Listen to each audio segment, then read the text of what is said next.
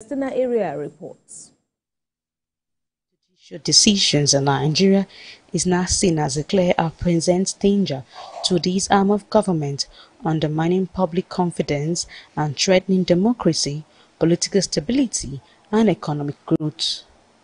While conflicting decisions are sometimes inevitable due to the complexities of the legal system, there is frightening increase in cases where litigants obtain conflicting judgment from court of coordinate jurisdiction, which is as a danger to the dispensation of justice. Conflicting decisions either arise from genuine differences in legal interpretation, judicial overlap, or deliberate attempts to manipulate the legal system. In 2020, there were two conflicting orders of the Federal High Court in Port Harcourt and that of Edo State High Court on the qualification of Godwin Obaseki to contest the 2020 governorship election in Edo State. While the Federal High Court in Port Harcourt barred Godwin Obaseki from participating in the election, the Federal High Court in Edo cleared him to participate. The judiciary is made of Nigerian people as well. Yes, this is a major challenge that must be addressed, but we must acknowledge the fact that it's not even just about the bench alone. So those of us who are lawyers at the bar also need to recognize the fact that we're contributing to some of these challenges. Then individuals outside, judges don't just come up with orders, they are Father Christmas, and they don't just come up with decisions. Oftentimes Nigerians, litigants, lawyers approach the court with their complaints and seek relief as the case may be. Another case is the political impasse in Rivers State caused by the conflicting decisions of two federal high courts. Justice James Omotosho nullified the Rivers 2024 appropriation bill of 800.3 billion naira that has been passed by former Speaker Edison Ehi and signed into law by Governor Similayo Fubara, and directed the governor to represent the budget to Martin Amewele-led House of Assembly. However, a few hours after the delivery of the judgment of Justice James Omotosho, Justice J.O. Abdulmalik delivered a ruling ordering substituted service of the originating processes on all defendants in the suit filed by some Rivers elders to stop Governor Fubara from re-representing the budget to the Martins Amewele-led faction of the House of Assembly. The court also ordered parties to maintain status quo pending the hearing and determination of the motion ex parte filed by the elders. Now, the CJN has summoned judges involved in the cases pertaining to Rivers State and set up a panel to investigate these judgments. The panel, headed by a former Court of Appeal justice, includes two heads of courts. The summons is for the Chief Judge of the Federal High Court and judges who delivered rulings both in Rivers and Abuja in respect to the political crisis in Rivers State. Celestina area, TVC News, Abuja. Let's bring up now lawyer Liberus Oshoma. He joins us via Zoom. Thanks a lot for joining us at this point. What are your expectations regarding this investigation by the NJC committee? This is timely. And we would expect that something fruitful will come out of it. But I can tell you that, like you rightly noted, it is not just happening in this dispensation.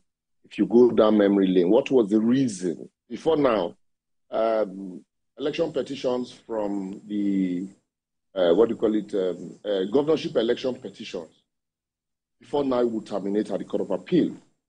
But presently, as we speak, governorship election petitions terminate at the Supreme Court. That is the only election that, goes through three stages: the tribunal, the Court of Appeal, and the Supreme Court. And you can imagine the money involved.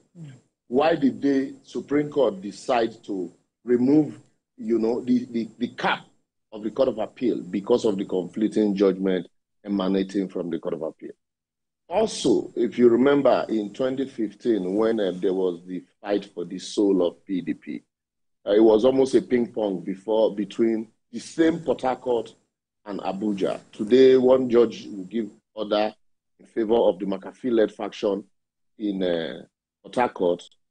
The next day, another judge will give a contrary order in favor of the Modu Sharif-led faction in Abuja. So it became a ping pong, it became a very embarrassing, and people called on the then Chief Judge to look into it. I remembered also that a panel of this nature was set up, and at the end of the day, it continued. You also remember election really had always been, the main problems of conflicting judgment emanating from our court, from the state high court and the federal high court, and the Court of Appeal most times. And maybe because the Supreme Court is just one court, that's why, you hardly find conflicting judgment. If you had 2 or 3 Supreme Courts, or you had regional Supreme Court and then the federal Supreme Court, I can bet you that certainly you're going to find conflicting judgment. And the reasons are not far-fetched, because certainly everything that our politicians are interested in, they pollute. And so politicians are so much interested in judiciary now because they know that this is the arm of government that determines whether they stay, or whether they remain or exit office. And so they are very much interested. And sometimes even when the position of the law is so clear, to even elementary law students, you see our courts will do judicial abracadabra and begin to give conflicting orders, and you now begin to wonder. In some cases, you begin to ask yourself, what is the local standing of even the parties that are speaking, such order? What is their course of action? While in most cases, course of action and right of action is very elementary, but you still see parties who do not have interest in the matter, who are not members, for example, of a political party, who approach the court and ask the court to restrain activities of a political party. So I think this is timely. Like I had said, it is timely.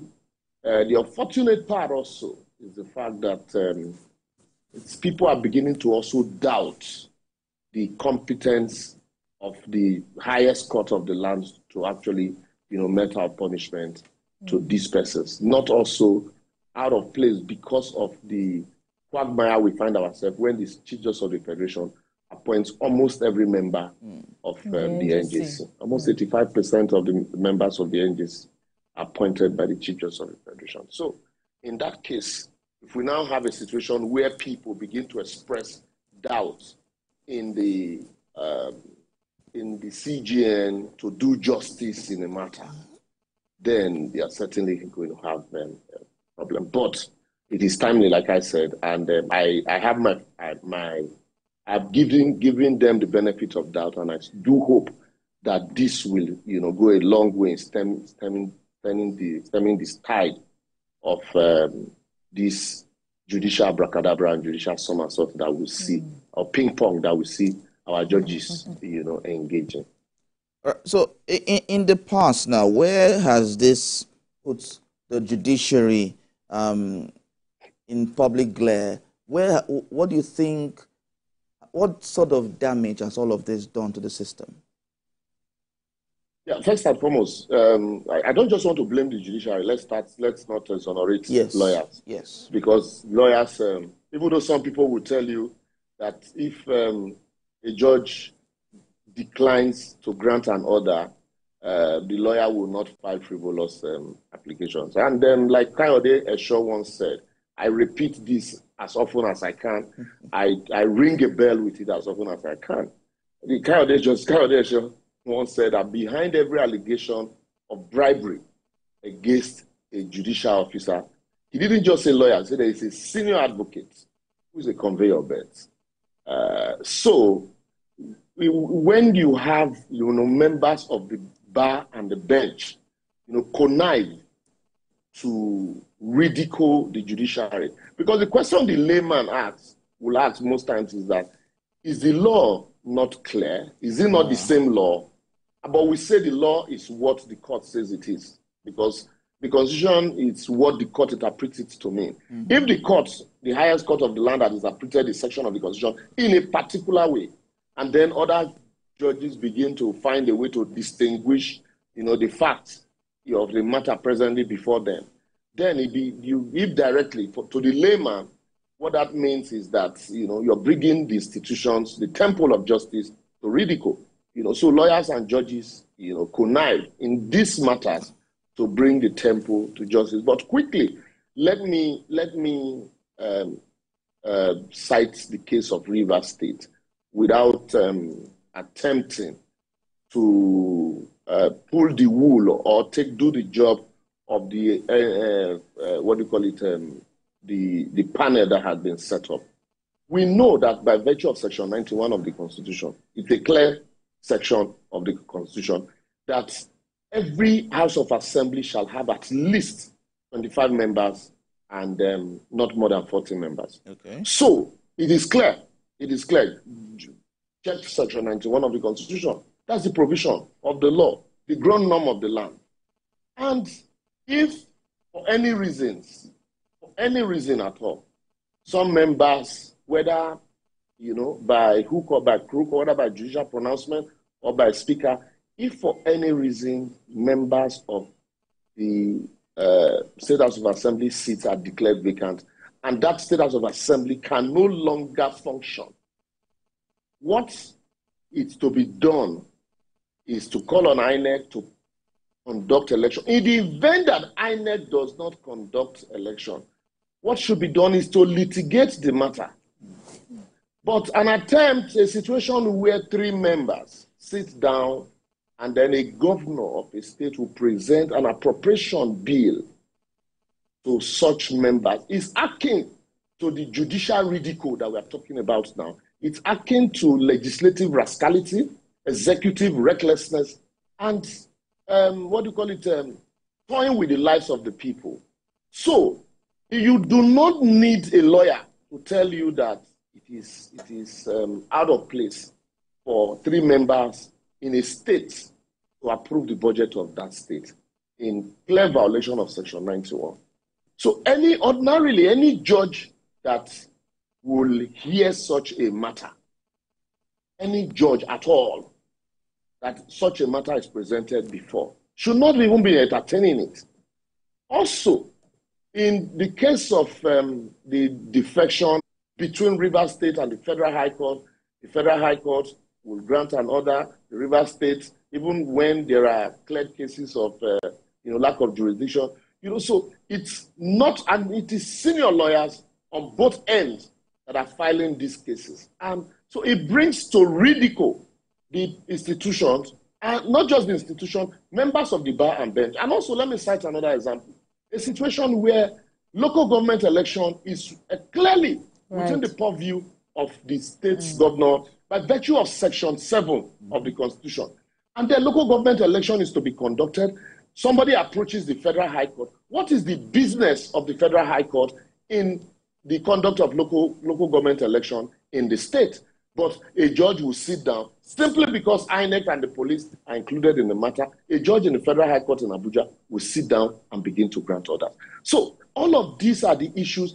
There is no way anybody will tell the average Nigerian that there are no pecuniary gain in all of this. Because when it is so clear, it is visible to the blind and audible to the deaf, it becomes, the only conclusion the ordinary man would draw is that there are pecuniary gains somewhere. It is sad. And I think that all of this was saying all of this so that the panel will also, know that, like Lord Denin once said, when the judge sits on trial, the judge is on trial. The entire world, because the world is a global village now, I am in Zambia, Lusaka, and I'm talking to you in Lagos. And so the entire world will also be trying them as they are trying this matter.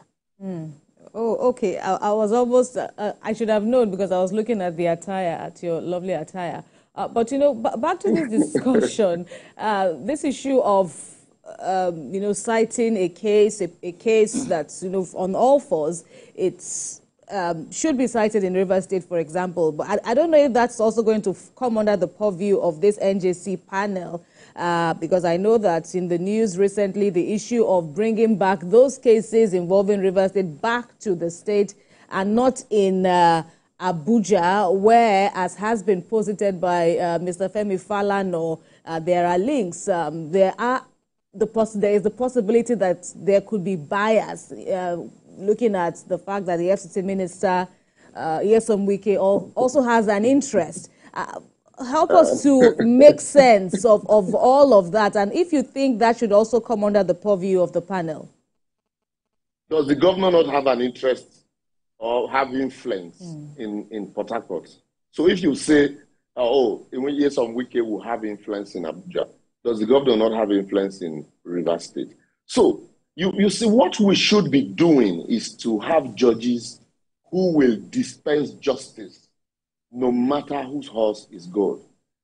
Justice, those people who will look at the facts of the case, irrespective of their relationship, irrespective of their political leaning, irrespective of the sympathy that they have, to deliver the dispense justice.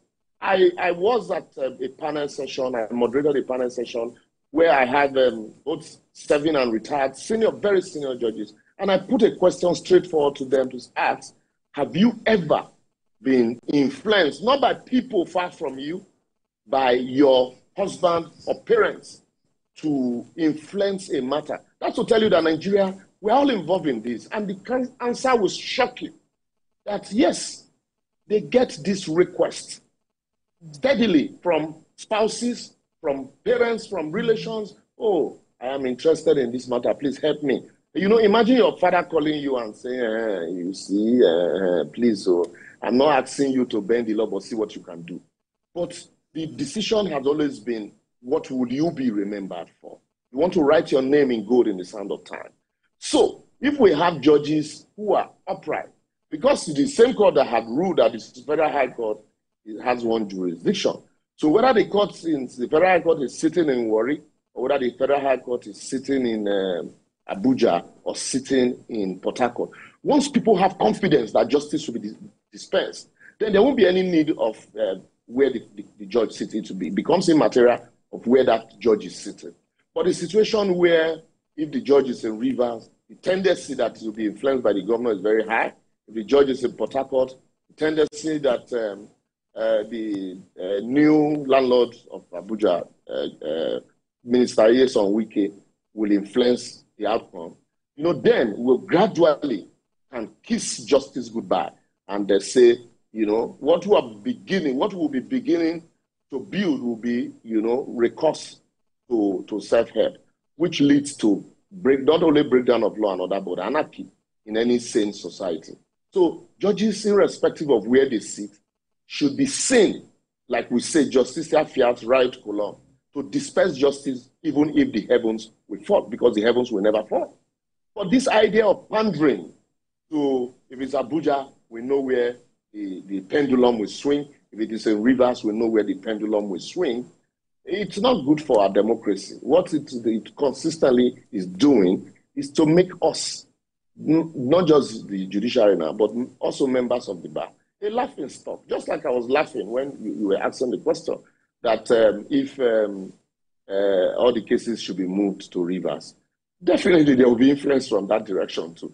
So now where do we strike the balance? That's where the problem is, because that's what we, lawyers and judges, have done collectively to the institutions of the judiciary. And yet we say we are learned, members of the bar, members of the noble profession, and, you know, but day in, day out, we continue to ridicule that same noble profession. It is sad.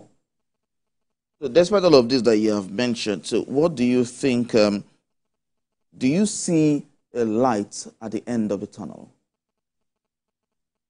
Every tunnel has a light, except the tunnel is blocked. So every tunnel has a light, except it is intentionally blocked at the other end. So that's why I'm telling you that it behoves on us, Nigerians. I told you copiously, when a judge sits on trial, the judge is on trial. What it means is that when a judge is trying a matter, the entire world is trying the judge. So it behoves on us, Nigerians, to consistently call on the members of the panel to dispense justice. If you remember, there was a time some judges were sanctioned in this country for having unholy relationship with some senior lawyers in election petition matters that they were handling. So if these judges are found culpable in any way, it shouldn't, let me say this quickly. The members of the panel should not just involve the members of the judiciary alone. We should also have the Economic and Financial Commission, Crime Commission member as a panel, and then the ICPC as a member of that panel, so that they'll do a holistic job. I know that some of these allegations of bribery are not done through account; they are done through, forex. But there would be, a holistic, investigation and, attempt to, maybe upturn dead woods and see if there is any shred of evidence. And if any is found, some persons should be used as, ready example to serve as a deterrent to others. Because whether you like it or not, politicians will always, attempt to compromise judiciary. They will compromise the members of the bar. They will compromise anybody because of the love for power. Because we have not been able to conquer poverty in Africa. Same with Nigeria. Right. So the attempt, once a few notes are thrown at some persons, integrity takes the back burner. But it is sanctions consistently as lawyers and as judges. It is sanctions that, help to maintain sanity, and orderliness in such societies. All right, Liberous Oshoma, fine place to rest our conversation. Thank you very much, and safe travel back to Nigeria. Thank you. Thank you.